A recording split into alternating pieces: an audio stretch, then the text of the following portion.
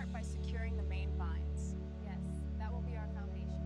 Then we can weave the platforms between the strongest Deep branches. in the jungle, this ancient banyan tree offers us a home. We ask for its permission to build. Leaving the ground behind, we trust our lives to these massive branches.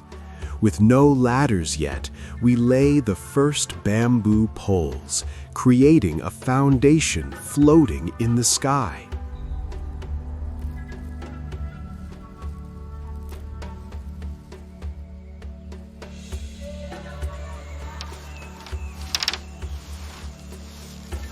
We build a hexagon to embrace the trunk without harming it.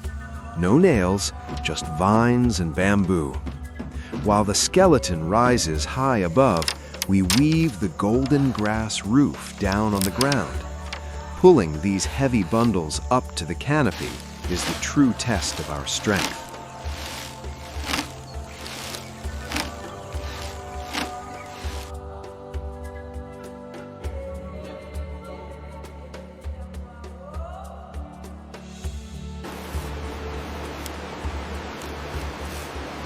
Piece by piece, the golden grass shields us from the sun. As the ladder drops, our path is finally open.